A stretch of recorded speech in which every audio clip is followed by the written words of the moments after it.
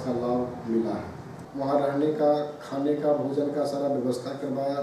7 निश्चय के माध्यम से तो बहुत सारा गली नली बना है। बेटा और बेटी में कोई फर्क नहीं है। बेटी भी हमारी है, बेटा भी मेरा हमारा ही है, और बेटी का भी अधिकार उतना ही है जितना बेटा का है। नमस्कार, आप देख रहे हैं न्यूज़ नेटवर्क। मैं हूं अजय भारद्वाज।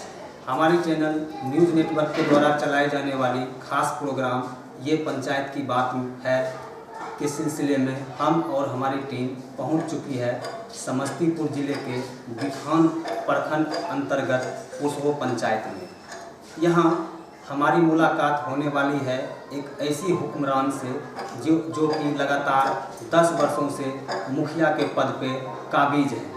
मुखिया बनने से पहले जो भी इन्होंने विकास किया, ज़िंदगी में ऊंचाई को हासिल किया, ये सब मुखिया पद हासिल करने के पहले की है। मुखिया बनने के बाद इनका कहना ये है कि मानव सेवा ही हमारा धर्म है। तो आइए मिलते हैं बड़ी ही दिलचस्प, बहुत ही कर्तव्यनिष्ठ मुखिया प्रतिनिधि श्री कैलाश राय। सबसे पहले आपके चैनल न्यूज़ नेटवर्क को मैं धन्यवाद देता हूं, जो आज मेरे पास आए, इसके लिए मैं शुक्रगुजार हूं। और मैं कैलाश राय, मुखिया प्रतिनिधि, ग्राम पंचायत राज पुसहो, प्रखंड बिथान, जिला समस्तीपुर।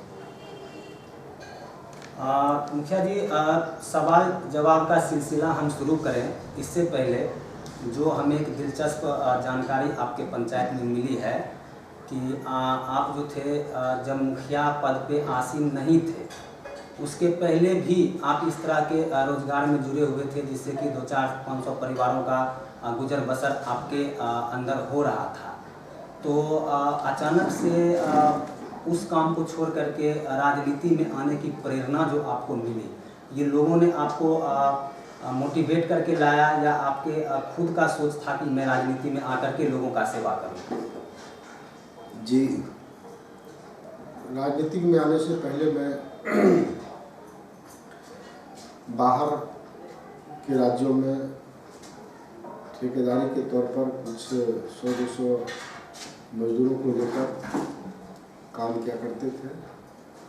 और 1990 से हम लगातार 2010 तक तकरीबन 20 साल तक ठेकेदारी में रहकर हमने जो कुछ भी किया, जो हमारे पास आज कुछ भी है तो ठेकेदारी की ही बदौलत है। और हमारे पास 100-200 मजदूर काम करते थे, उसका मैं ठेकेदारी करता था, ठेकेदार था।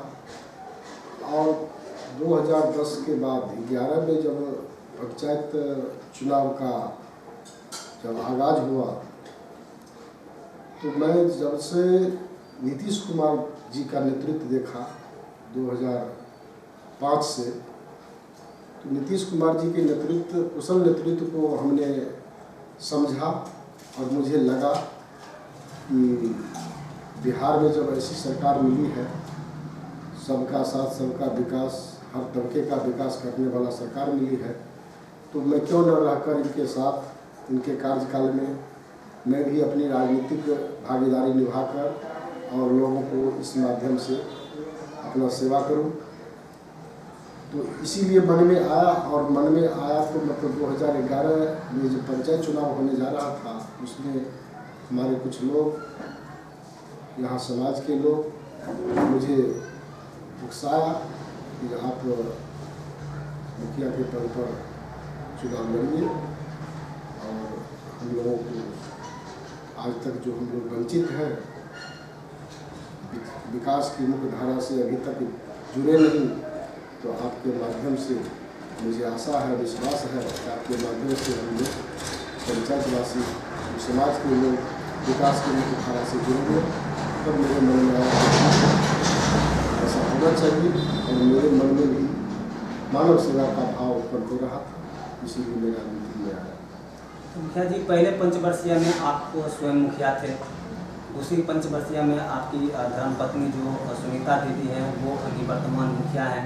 तो 10 साल से जो आप मानव सेवा कर रहे हैं, आप अपने पंचायत कुसों में, तो लोग जो है जिन्होंने भरोसा दिया 2011 में भी और उसके बाद के भी चुनाव में, तो क्या उस पर आप पूरी तरीके से खरे उतर पाए हैं? लोग आपके कार्यशैली से संतुष्ट हैं?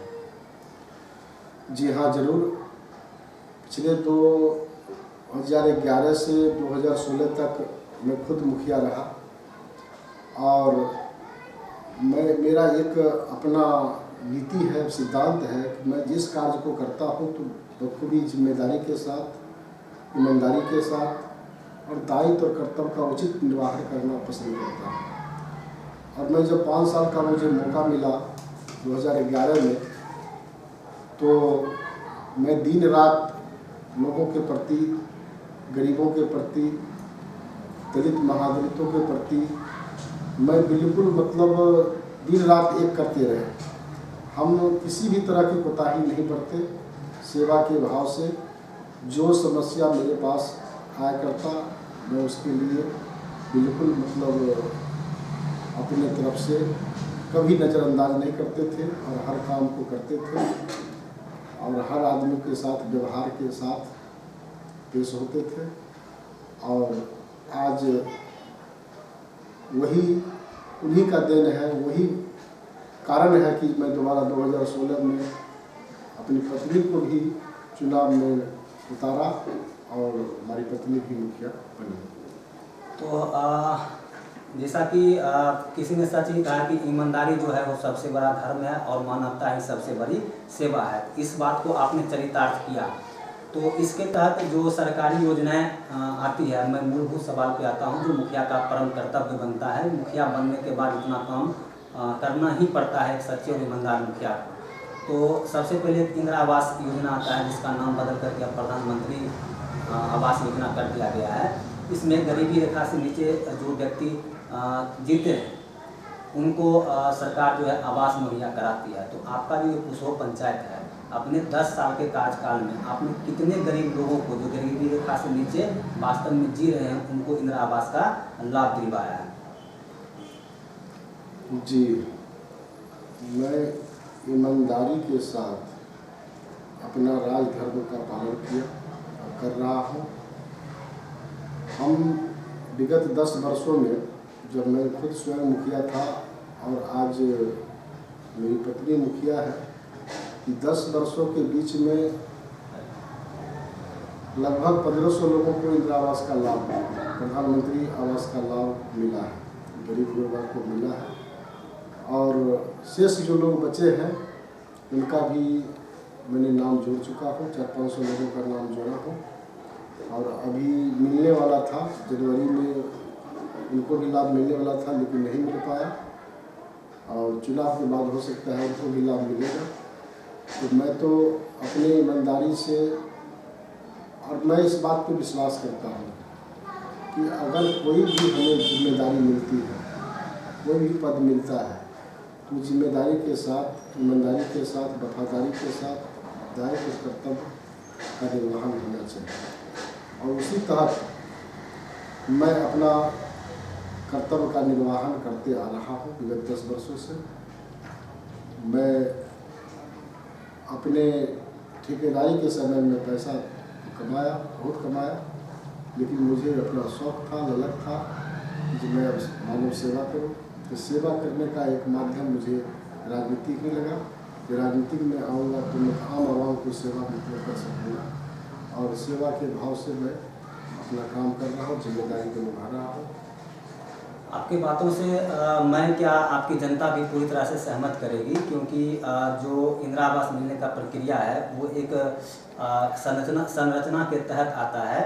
जो व्यक्ति छूट गए हैं, आपने कहा कि उनका नाम हमने शेख सूची में जुड़वा दिया है। इसका मतलब ये हुआ कि अगले कार्यकाल में आप मुखिया नहीं भी रहेंगे तो आपके बदौलत उन लोगों को इंदिरा आवास का लाभ जरूर मिलेगा।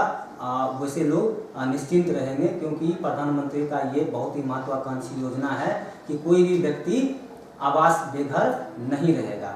अब हम चलते हैं, एक बहुत ही खास प्रकार का सवाल है जो विगत वर्ष 2020 हम लोगों के लिए काफ़ी खतरनाक गुजरा। एक कोरोना महामारी करके बहुत बड़ा राक्षस जो है हमारे देश में पैर फैला दिया था। तो उस समय खास करके हम लोग बिहार के रहने वाले हैं, तो यहाँ पे प्रवासी मजदूरों की संख्या बहुत ज़्यादा है। तो बहुत जगह प्रवासी मजदूरों के साथ जो है दुर्व्यवहार भी हुआ था। तो आपके पंचायत में कोरोना महामारी के समय में जो प्रवासी मजदूर आए थे उनके लिए आपने क्या किया था? कोरोना काल में जो प्रवासी मजदूर हमारे समाज के, हमारे पंचायत के जो भी लोग बाहर से आए, उनके लिए हम अपने तरफ से स्कूल विद्यालय में व्यवस्था करवाया, वहाँ रहने का, खाने का, भोजन का सारा व्यवस्था करवाया। उनके लिए जो भी जैसे मतलब सैनिटाइजर, मास्क और साबुन ये सब मुहैया कराए। और हम उस दौरान अपने गाड़ी में स्वयं बैठकर पूरे पंचायत में मतलब गली गली में इस बात का प्रचार प्रसार किया और करता रहा कि भाई घर में रहें, सुरक्षित रहें, ये कोरोना महामारी से बचे। जब तक हम लोग खुद सेफ नहीं रहेंगे दूसरों को सेफ नहीं रख पाएंगे। इस तरह से प्रचार प्रसार भी किया और लोगों को, बाहर से आने वाले लोगों को काफ़ी मदद की। बहुत अच्छी बात है। उस समय मानव धर्म निभाना चाहिए। जो किसी राजनीतिक पद पर नहीं भी थे, उन्होंने भी अपने धर्म को निभाया था। रतन जी टाटा, बिरला वगैरह वगैरह जो भी आदमी थे, बहुत ही आपका सराहनीय काम था। अब एक छोटा सा सवाल और छोटा सा जवाब लूँगा। वृक्षारोपण के क्षेत्र में आपने क्या किया? वृक्षारोपण के क्षेत्र में हमारे पूरे प्रखंड में 13 पंचायत हैं। उसमें एक पहला पंचायत कुशोह है, जिसमें हम शुरू से विगत अपने कार्यकाल में भी 2011 से और अभी 2020 तक 10 वर्षों के अंदर कम से कम हम 50,000 वृक्षारोपण किया। और इस वृक्षारोपण का लाभ हमने निजी तौर पर भी किसानों को भी दिए और हमारे यहाँ 50,000 वृक्षारोपण का काम हुआ है। 50,000 वृक्ष हम लगाए हैं, जो कि हमारे चारों तरफ जितने भी सड़क है सब सड़क किनारे में है। और बाकी कई किसानों को भी मतलब वृक्षारोपण का लाभ दिए हैं। ये जल नल योजना का जो क्रियान्वयन है वो किस तरह से हो रहा है? ये नल जल का क्रियान्वयन ऐसा है, जब नल जल 7 निश्चय का मतलब कार्य माननीय मुख्यमंत्री के द्वारा जब किया गया था, तो 2015 में जब सरकार बनी महागठबंधन के साथ, उसके बाद माननीय मुख्यमंत्री के द्वारा 7 निश्चय का संकल्प लिया गया। उसके तहत 2016 में जब हम सब लोग बिहार में चुन के आए, पंचायत स्तरीय पंचायत मुखिया के पद पर जो आए, तो उनको जिम्मेदारी मिली। 7 निश्चय में एक नल जल महत्वाकांक्षी योजना है, बहुत ही महत्वपूर्ण योजना है, इनको सफल बनाना है। तो उसके तहत जब कुछ अटकलें आई, तो अटकलें के बावजूद भी पूरे बिहार में मुखिया के द्वारा अटकलें आई, सरकार के साथ मुखिया के साथ जो समस्या बीच का उत्पन्न हुआ, उसके बावजूद भी एक कुशोह पंचायत ही एक ऐसा पंचायत है हमारे बिथान प्रखंड में जो हमने नल जल योजना का शुभारंभ किया। अभी जो नल जल योजना उसमें पानी आ रहा है? हाँ, पानी आ रहा है, सुचारू रूप से आ रहा है। हाँ, सुचारू रूप से भी होता है। जो सुबह शाम पानी चलाने का है वो चल रहा है, आ रहा है। मुखिया जी, एक और सवाल है कि जो स्ट्रीट लाइट होता है गली चौराहे में, जो सरकार की तरफ से योजनाएं आती है, वो लाइट आप अपने पंचायत में लगवाए हैं? जी हाँ, स्ट्रीट लाइट का जब प्रोविज़न आया था, उस टाइम हमने पूरे बिथान प्रखंड में पहला पंचायत कुशोह है, जो कि 100 से अधिक लाइट हमने पोल पे, सड़क के किनारे 100 से अधिक लाइट हमने लगवाया है, जो कि अभी सभी चल रहा है। ये उदारवाद पर आपका क्या राय है? जैसे कि ऐसा होता है, हमने भी देखा है कि एक समाज में जब व्यक्ति रह रहे होते हैं तो बहुत सारे ऐसे व्यक्ति होते हैं जो हर तरह से असहाय होते हैं। उनके घर में जब एक्सीडेंटल या नॉर्मल डेथ हो जाती है तो सबसे पहले वो लोग उसी के यहाँ पहुँचते हैं जो राजनीतिक पद पर कोई लाभ ले रहे होते हैं, राजनीतिक पद पर रहते हैं। तो ऐसा आपके साथ भी होता होगा, तो आप उस वक्त आपका जो कार्यशैली है वो किस प्रकार का रहता है? जी देखिए, ऐसा है, उदारता और उदारवादी एक राजनीतिक से या पद से परे है, अलग है। जिन व्यक्ति के पास, जिस मानव के पास अगर उदारता है, उदारवादी और मानव है, तो वो पद पर रहे या न रहे, कुछ भी करने की उनके अंदर जुनून होता है। जब हम राजनीति में नहीं थे, जब हम मुखिया नहीं थे, जब हम बाहर के राज्यों में ठेकेदारी करते थे, तो उस टाइम से भी मतलब मुझे ऐसा मतलब लगता था कि जो कहीं किसी को मतलब अगर मदद करने का मौका मिले तो मैं करूँ। तो मैं देखते थे प्रायः मतलब जब मैं घर आया करता था, घर पे अगर कभी रहता था, उस क्रम में अगर कहीं किसी गांव में जैसे आग लग जाता, आगजनी का घटना हुआ या किसी तरह का घटना हुआ, या मतलब बाढ़ आ गया, उस टाइम इस तरह की बात होती थी 2006, 7, 8 में। तो मैं जब गांव में रहता था तो मैं जहां आग लगता था वहां भी मैं जाके मतलब आग पीड़ितों को मैं मदद करता था, पन्नी हो, राशन हो, क्या हो, मतलब कुछ न कुछ देकर मदद करता था। जहां बाढ़ का मौसम है, अगर बाढ़ आ गया तो उसमें भी मैं पोलोथीन का मतलब वितरण करता था लोगों को। जहाँ लोग मतलब त्राही थे, जहाँ लोग समस्या से जूझ रहे थे, वहाँ जाके लोगों से मिलते थे। मतलब आपसे जो बन पाता था वो आप जरूर करते थे। अभी तो आप मुखिया हैं, तो अभी तो आप निश्चित रूप से कर ही रहे हैं। अभी तो मतलब हमारी एक दायित्व हो गई ना, अब तो हमारी जिम्मेदारी हो गई कि हम मुखिया है, तो कोई भी आशा और उम्मीद से मेरे पास आएंगे तो हमें तो हमारी तो मतलब करना मजबूरी है। हमारी एक मतलब है सो ये तो एक सिलेबस है कि हम करेंगे, नहीं तो करेंगे तो, क्योंकि मुखिया हम हैं। आज किसी भी तरह का कोई भी बात होती है, कहीं भी होती है, तो लोग धड़ल्ले आते हैं तो भरसक मतलब प्रयास रहता है, यथासंभव मदद हम करते हैं। हम सरकार के भरोसे, सरकारी फंड के भरोसे नहीं रहते हैं, अपने निजी कोष से मतलब मदद करने के लिए तत्पर रहते हैं। ये एक और मुखिया जी बहुत ही महत्वाकांक्षी योजना सरकार का आता है, जिसके तहत जो है PCC ढलाई की जाती है। उसमें एक मनरेगा के तहत भी काम होता है, सात निश्चय के तहत भी काम होता है। तो आपके पंचायत में मनरेगा और सात निश्चय के तहत PCC ढलाई का काम कितना हुआ, हमारे चैनल पर संक्षेप में आप बताइए। सात निश्चय के माध्यम से तो बहुत सारा गली नली बना है, और मनरेगा से भी थोड़ा बहुत मतलब PCC हुआ है। बाकी मिट्टी सोलिंग का कार्य तो बहुत हुआ है। अब हमारे पंचायत में कहीं से भी कच्ची नहीं है, पूरा पक्की हो गया है। पूरा पक्की हो गया है। कहीं कहीं मतलब ईंट सोलिंग है, वो भी मतलब है सो पक्की होने जा रहा है। मैं घूमूंगा आपके पंचायत में रिपोर्टिंग के लिए। हाँ बिल्कुल घूम सकते हैं, कहीं कोई दिक्कत नहीं है। चलिए, ये तो बहुत अच्छी बात है। आप डिक्लेयर सीना तान के जब कह रहे हैं कि पक्की ढलाई हुई है, तो निश्चित रूप से हुई होगी, और हमारी टीम जो है रिपोर्टिंग करने भी जाएगी। एक छोटा सा सवाल है, शिक्षा जो है वो सबका मुफ्त का शिक्षा सबका अधिकार है। सरकार इसके लिए छोटे बच्चों को पढ़ाने के लिए समेकित बाल विकास परियोजना के तहत जो है आंगनबाड़ी केंद्र जिसको बोलते हैं, उसमें छोटे छोटे बच्चों को पोषाहार के साथ सेविका सहायिका को नियुक्त करके पढ़ने की व्यवस्था करती है। तो उसमें आप जो है अपने पंचायत में भवन निर्माण वगैरह करवाए हैं? जी हाँ, हम अपने कार्यकाल में 2 आंगनबाड़ी केंद्र, और उससे पहले भी एक आंगनबाड़ी केंद्र था, 2 आंगनबाड़ी केंद्र बनवाए हैं। और जहाँ सामुदायिक भवन है, सामुदायिक भवन भी 2 बनवाए हैं। और जहाँ भवन है, सरकारी भवन है, वहाँ बाल विकास परियोजना का कार्य चल रहा है।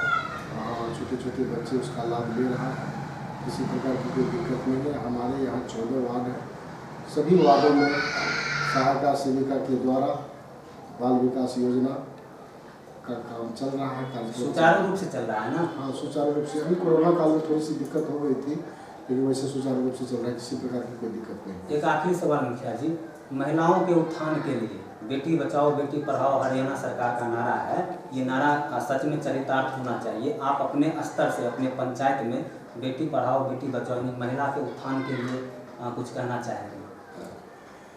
मैं तो यही कहना चाहूँगा, मैं तो सभी बुद्धिजीवियों से कहना चाहूँगा, बेटा और बेटी में कोई फर्क नहीं है। बेटी भी हमारी है, बेटा भी हमारा ही है, और बेटी का भी अधिकार उतना ही है जितना बेटा का है। इसीलिए बेटी का भी मतलब मान सम्मान, उनका उत्थान पे उतना ही ध्यान देना चाहिए जितना हम बेटा पर देते हैं। मैं सभी पंचायत वासियों से, प्रखंड वासियों से, या राज्यवासियों से, बिहार वासियों से आग्रह करूँगा, या देशवासियों से, जो कहीं से भी लगे ना कि बेटी कहीं न कहीं से प्रताड़ित की जा रही है, अपने माँ बाप के द्वारा कहीं न कहीं से वो वंचित है, ऐसा महसूस ना होने दे, उनका भी मनोबल बढ़ा कर रहे। और बेटी भी हमारी शान है, हमारी मर्यादा है, हमारी प्रतिष्ठा है, उनका भी ध्यान रखें और बेटी को भी मतलब पढ़ाने ज़्यादा से ज़्यादा शिक्षा देने का काम करें, ताकि बेटी, हमारे माननीय मुख्यमंत्री जी के द्वारा कहा गया है, कहना है कि अगर किसी भी घर की एक महिला अगर पढ़ी लिखी होती है तो पूरा परिवार पढ़ा लिखा होता है, पूरा परिवार शिक्षित हो जाता है। किसी अगर घर का मतलब एक पुरुष पढ़ा होता है तो वो अपने तक ही सीमित रहता है। तो वही तर्ज पर मैं समझता हूँ और मैं लोगों को आह्वान करता हूँ कि बेटी को ऊंची से ऊंची शिक्षा दिलाएं, उनका मान सम्मान गौरव को बढ़ाएं, ताकि हमारे समाज और हम भी गौरवान्वित हों। एक निष्कर्ष निकल के आता है आपके बातों से, जो फाइनल निष्कर्ष निकलता है कंक्लूजन के तौर पे, कि बेटा और बेटी में कोई फर्क नहीं होना चाहिए, दोनों ही भगवान का दिया हुआ संतान है। एक जैसा समझ करके बेटी के शिक्षा पर भी ध्यान देना चाहिए और बेटों के शिक्षा पर भी ध्यान देना चाहिए। पढ़ेगी बेटी तभी तो समाज और परिवार का निर्माण होगा। तो बहुत बहुत धन्यवाद मुखिया जी, हमारे चैनल को समय देने के लिए। हमारे चैनल न्यूज़ नेटवर्क की तरफ से आपको बहुत बहुत शुभकामनाएं और बहुत बहुत धन्यवाद। जी धन्यवाद। मुखिया जी के इंटरव्यू करने के बाद हम जो है सो उनके पंचायत भ्रमण में यहाँ घूम रहे हैं, जो कि मुख्य सड़क है ये सकरोइया बटरडीहा को जोड़ने वाली सड़क है। कैमरामैन से चाहेंगे कि सड़क का जरा तस्वीर लीजिएगा, नीचे करके ये दिखाइए। ये मनरेगा के तहत बना हुआ सड़क है, जो कि पूरी तरह से जो है अपने मापदंड पे जो होता है उस तरह से ढला हुआ ये सड़क है। और कैमरामैन से चाहेंगे कि तस्वीर को ज़रा इधर से लीजिए। इधर एक छोटी सी गली है, जिस गली में 2 बाइक लगी हुई है, उसी में निकल के आ रहा हूँ। जरा इस रोड गली वाले रोड का तस्वीर लीजिएगा कैमरामैन। देखिए यहाँ पर जो है ये 7 निश्चय योजना के तहत काम करवाया गया है। बिल्कुल 2-2.5-3 फीट की ये गली है। इसमें भी जो है पीसीसी ढलाई किया गया है। जैसा कि उन्होंने बताया था यहाँ से जो मुखिया प्रतिनिधि है कि हर जगह कच्ची हमारे पंचायत में नहीं मिलेगा, उसका नमूना जो है आप यहाँ पर देख रहे हैं। एक बार फिर से तस्वीर लीजिएगा इसका जरा, रोड का कितनी छोटी पतली सी गली है और इसी गली में जो है किस तरह से पीसीसी ढलाई किया हुआ है। और यहाँ मुझे दिखाइएगा, यहाँ कुछ आदमी मुझे नज़र आ रहा है। मैं पूछूँगा कि यहाँ के ये जो वर्तमान मुखिया प्रतिनिधि हैं कैलाश राय के बारे में ये क्या राय रखते हैं। जरा नज़दीक इनका तस्वीर लीजिएगा चाचा जी का, सिंगल तस्वीर लीजिएगा जरा। क्या नाम है चाचा जी? क्या बताए? भोला राम जी।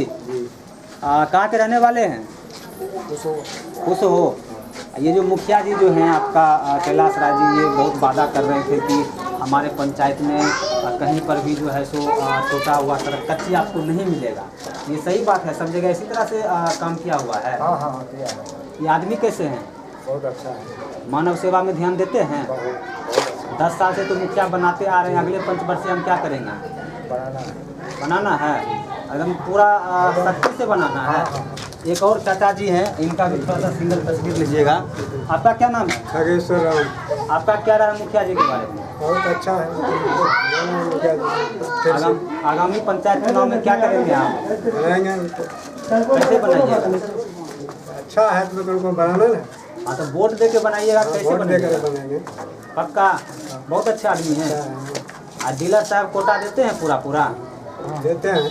कटौती नहीं करते हैं? और मुखिया जी निगरानी करते रहते हैं? करते हैं, निगरानी करते हैं। मतलब वहाँ भी निगरानी करते हुए? वहाँ भी पूरा पंचायत में करते हैं। यहाँ एक युवा साथी हैं, जरा इनका भी सिंगल तस्वीर लीजिएगा। क्या नाम है भाई आपका? संजीव कुमार। क्या बताया? संजीव कुमार। आपका क्या रहा है मुखिया जी के बारे में? मुखिया जी तो मांग से 13 पंचायत में 13 मुखिया है ना, उनमें तो उनसे भिन्न मुखिया जी हैं। और इनका मान चलिए जितना अगर मान से नती का जाए वो बहुत कम है। मतलब जो ठेकेदारी में कमाए थे वो मुखिया जी में बनने के बाद गमा रहे हैं? सही बात है।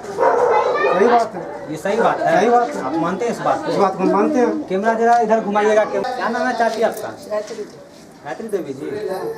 आपका उम्र कितना होता होगा? 60 साल से अधिक? वृद्धा पेंशन मिल रहा है? कितना दिन से वृद्धा पेंशन मिल रहा है? मुखिया जी इसको दिक्कत भी है? ना कोई दिक्कत नहीं। वोट किनको कीजिएगा? खुल के बोलिए। कैलाश मुखिया। पक्का? पक्का। अच्छा, इंदिरा आवास का जो होता है लाभ वो आपको मिला है? हाँ। शौचालय योजना का लाभ। हाँ सच बोल रहे हैं? सच। रिपोर्टिंग के दौरान अब हम वहाँ से कुछ दूर चल कर के दूसरे वार्ड में आए हैं। यहाँ पर कुछ महिला लोग मौजूद हैं, मैं इनसे बातें करूँगा। इनसे पहले मैं कैमरामैन से चाहूँगा कि इधर का थोड़ा सा तस्वीर लें कि कितना जो है जल जीवन हरियाली का जो महत्वाकांक्षी योजना था सरकार का, वो कितना यहाँ पर सही रूप से दिखाई दे रहा है। बिल्कुल ही वृक्षारोपण एकदम सघन रूप से किया गया है। पर्यावरण के दृष्टिकोण से देखा जाए तो कहीं से कोई परेशानी वाली बात नहीं है।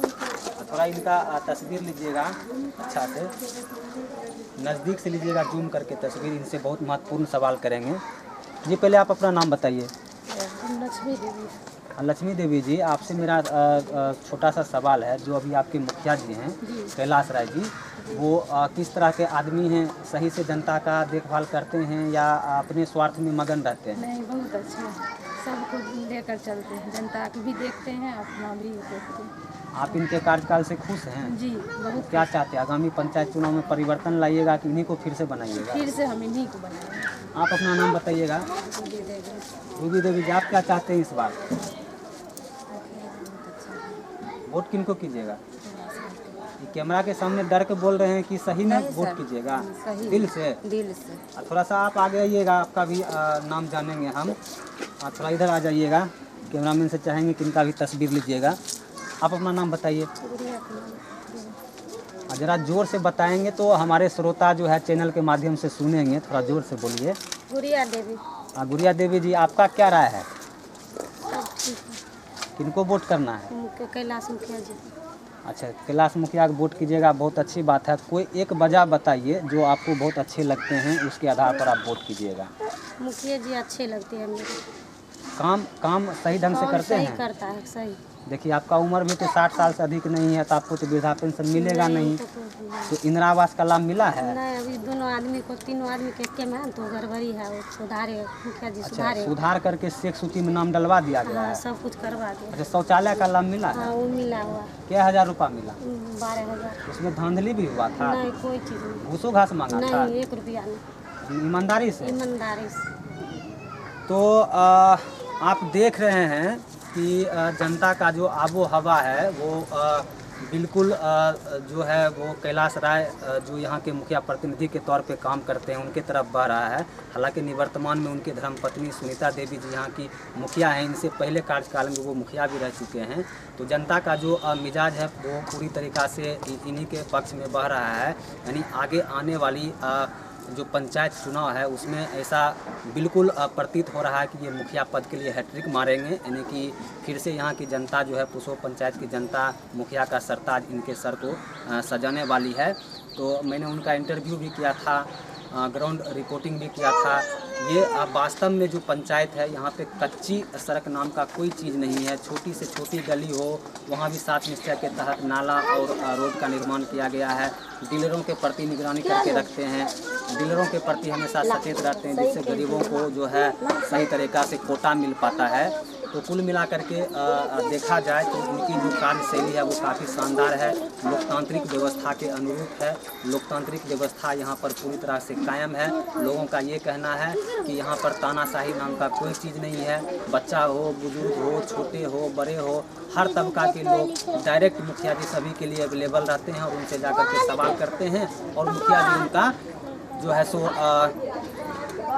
समुचित समाधान भी करते हैं। और एक बात जो अच्छी लगी, मैं अपने प्रेजेंटेशन में उसको क्लियर करना चाहूँगा कि जब किसी की डेथ हो जाती है वो असहाय व्यक्ति होते हैं, तो जैसे ही मुखिया जी को पता चलता है कि ये अर्जेंट वहाँ पे पहुँचते हैं और अपने पॉकेट से जलावन के लिए, कफन के लिए जो भी बन पाता है उनको मदद करते हैं। और बाद में जो कबीर अंत्येष्टि योजना के तहत उनका जो पैसा आता है उनके अकाउंट में, वो उनके अकाउंट में ही रह जाता है, ये फिर लेते भी नहीं हैं।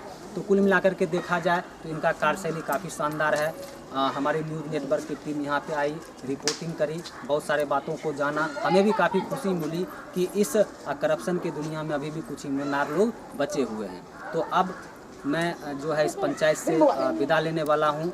कैमरामैन के साथ मैं अजय भारद्वाज, न्यूज़ नेटवर्क, पुसो पंचायत, बिथान, समस्तीपुर।